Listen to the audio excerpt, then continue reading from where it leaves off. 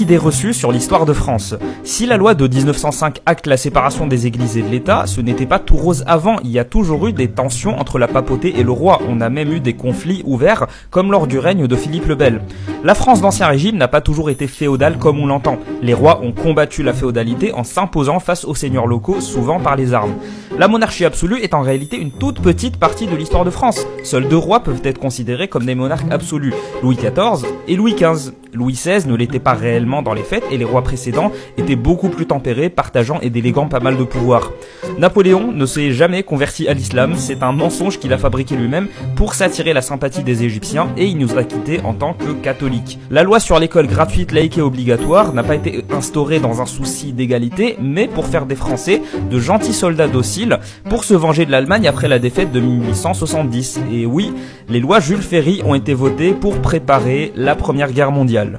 Troublant.